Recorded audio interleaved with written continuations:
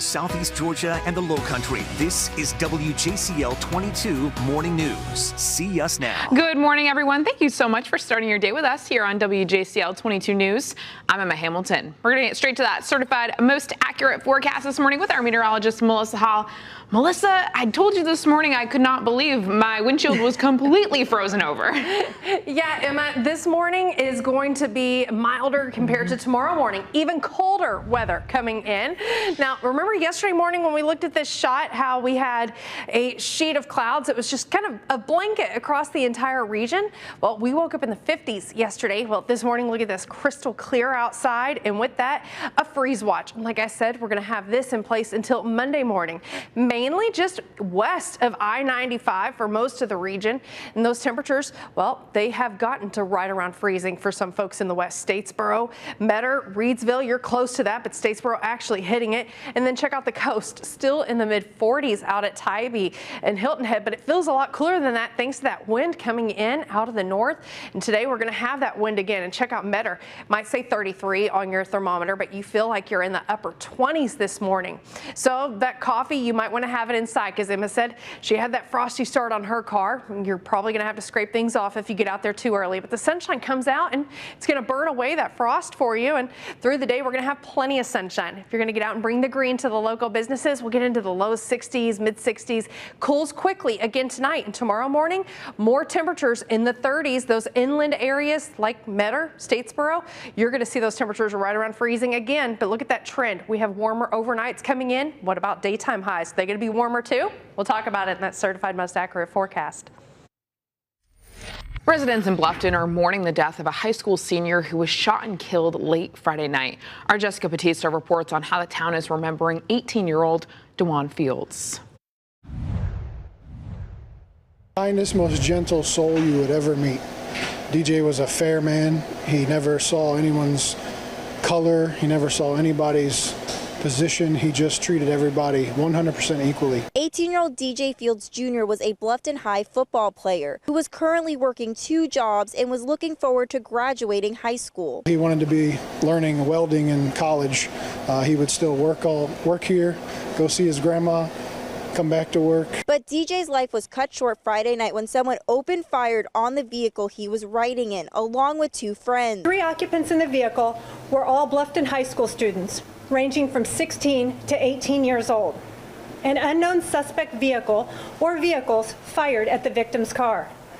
The victim's car veered off the roadway and crashed. DJ was pronounced dead at the scene. His friends, 2 other Bluffton High School students, were injured. I just didn't know how to react, and I just started crying, because he didn't deserve that. Kilwin's owner, Jake Higgins, says he spent hours with DJ's family praying and remembering him. It's devastating to them. It's their only son and their only grandson. Saturday afternoon, classmates gathered at the football field where he played. I've seen so much stuff on social media from his classmates and people that knew him, and all of them are just so devastated. And people in the community want answers and justice for DJ. I want to make sure that these people or person who did this is caught and brought to justice for the family, because what's happening isn't right.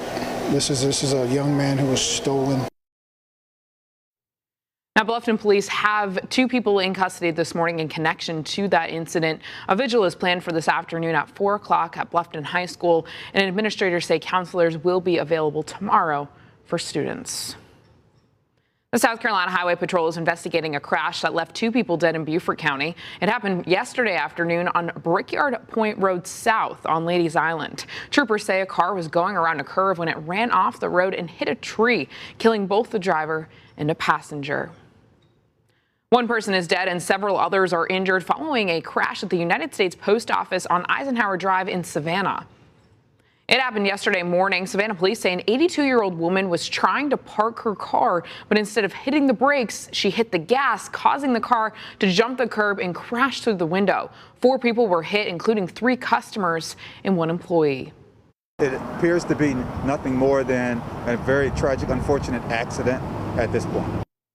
Police say the person who died was a customer. The 3 others are being treated for their injuries at a nearby hospital. We're told the driver was not injured. This nation has suffered too much for much too long. And everything in this package is designed to relieve the suffering and to meet the most urgent needs of the nation. Now to the $1.9 trillion COVID relief package passed by the Senate just yesterday. John Lawrence reports on all that's included in President Biden's America Rescue Plan. It took an all-night vote-a-rama to get to the finish line, but on Saturday afternoon, the Senate passed the Biden administration's COVID-19 relief bill. The yeas are 50, the nays are 49. The bill as amended is passed. The president says help is on the way. This plan puts us on a path to beating the virus. This plan gives those families who are struggling the most the help and the breathing room they need to get through this moment. This plan gives small businesses in this country a fighting chance to survive. Some changes were made to the bill passed by the House, including a narrowing of the eligibility of stimulus payments. A provision to boost the federal minimum wage to $15 got cut, too. The bill still passed along party lines, with Senate Minority Leader Mitch McConnell tweeting that the bill will fund a parade of unrelated policies. Anything less in a Senate where you have a supermajority over 60 members of one party, it's really tough to get bipartisan compromise on anything that isn't a must-pass piece of funding legislation. The Senate bill provides direct payments up to $1,400 a person for families that earn less than $160,000 per year, while the unemployed will get a $300 increase to their jobless benefits through September 6th. I'm John Lawrence reporting. The bill will now return to the House of Representatives for a final vote before it gets sent to President Biden's desk. Political analysts expect that it will be passed sometime next week. Georgia's newly elected Senators Jon Ossoff and Raphael Warnock celebrated the passing of the bill, thanking Georgians for their votes. We just wanted to take a moment to thank the people of Georgia for giving us an opportunity to represent you in the United States Senate. And early this morning, we were able to deliver on our promise to Georgia to pass historic COVID-19 relief. And Georgia, in a very real sense, is delivering relief to the whole country. Tomorrow will be the first day teachers, school staff, and several other groups in Georgia can begin signing up for their COVID shot. A reminder for you, those able to register for getting shots includes child care workers and K-12 school employees, adults with intellectual disabilities and their caregivers, and parents of children with complex medical conditions. Well, let's take a look at the latest coronavirus cases across Georgia. Yesterday alone, more than 1,400 people tested positive for the virus. Looking at this graph, for the last 7 days, the daily numbers have remained below 2,000. And in South Carolina, they added more than 700 new cases in their latest update. That update is from Thursday. The daily case numbers in the Palmetto State have been below 1,000 7 of the last 10 days.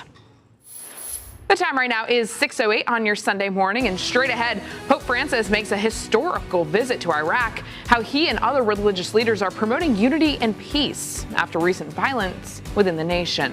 Melissa. We've currently got a freeze watch, but we're expecting that to get upgraded to a freeze warning by the end of it. How cold are we going to get, and how long is it going to last? We'll talk about that in that certified most accurate forecast right after this break. But before we go to break, take a look outside at downtown Savannah. That live look shows you those crystal clear skies, and it is cold. It feels like it's 33. Some folks feel like they're in the 20s thanks to that wind. We'll have that certified most accurate forecast, which you can get anytime with the WJCL 22 News app right after this.